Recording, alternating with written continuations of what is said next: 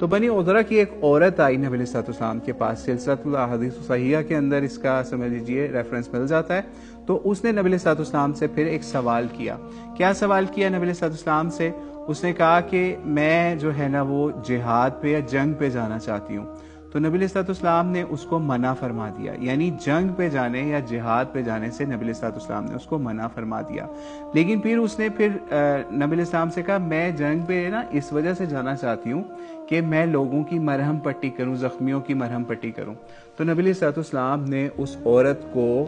جہاد یا قتال کے اوپر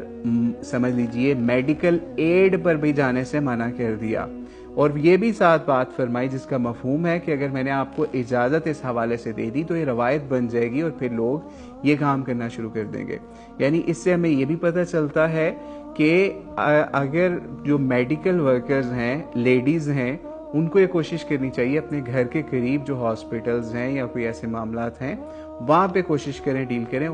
اور اگر دور دراز کے معاملات ہیں وہاں پہ جو میل ڈاکٹرز ہیں مسلمانوں کے وہ وہاں پہ ٹریول کر کے جائیں، کیونکہ اگر وہ فیمیل جاتی ہیں تو اور بھی ان کے معاملات ہوں گے۔ مثال ہے ان کے ہسبینڈ نہیں ہے یا ان کا محرم نہیں ہے اور ان کو اجازت نہیں ہے محرم کے بغیر سفر کرنے کی خاص لمٹ کے آگے،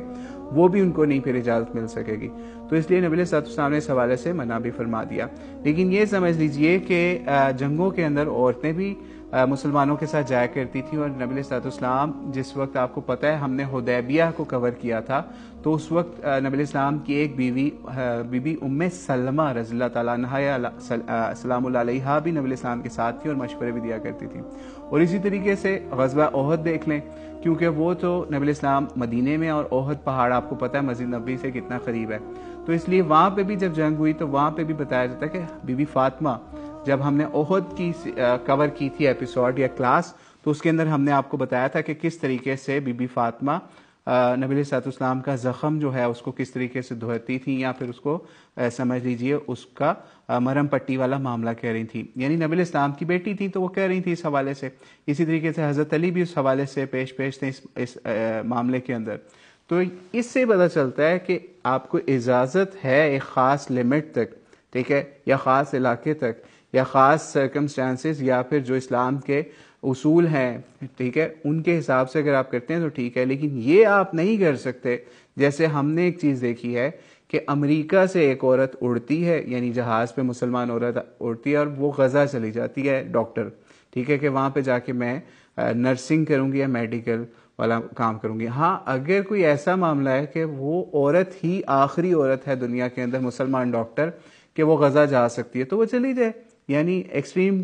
کیس سینیریو ہوگا۔ لیکن جب اور مسلمان ڈاکٹرز بھی ہیں کفار کے بھی یا پھر نان مسلم ڈاکٹرز بھی ہیں غزہ یا اور علاقوں کے اندر جہاں مسلمانوں کی حالت بری ہے وہاں پہ جاتے ہیں میڈیکل ایڈ کے لیے، ڈاکٹری کے لیے، یعنی کہ ان کے آپریٹ کرنے کے لیے یا پھر مرہم پٹی کرنے کے لیے، تو وہ سارے سرکمسٹانسز اسلام کے دیکھے جائیں گے۔ یہ نہیں ہوگا کہ وہ یہاں سے اٹھے اور وہ چلی جائے اس جگہ پہ، کیونکہ ایسے واقعات بھی سننے میں آئے کہ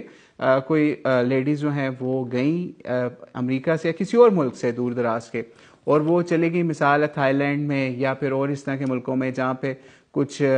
کیمپس بھی تھے غریبوں کے یا مدد کرنے کے لیے ریفیوجیز وغیرہ کے، تو وہاں پہ اس کے بعد وہ کڈنیپ ہو گئیں اور ان کی لاش بھی نہیں ملی۔ یعنی اس لیول پہ بھی ملکوں کے اندر معاملات عورتوں کے ساتھ ہو جایا کرتے ہیں۔ تو اس لیے سیرت سے اصول ہمارے سامنے آ گیا کہ ہر کسی کا ایک خاص دائرہ کار ہے، اس کے اندر آپ کو جانے کی اجازت ہے۔ اور پھر ہم نے ایک مرتبہ آپ کو جس وقت ہم حج عمرے کا بھی بیان کر رہے تھے یا اور جگہوں پہ بھی، تو اس میں بھی ہم نے ایک چیز بیان کر دی تھی کہ عورتوں کا جہاد جو ہے نا وہ عمرے یا حج کو قرار دیا گیا ہے، حج کو غالباً،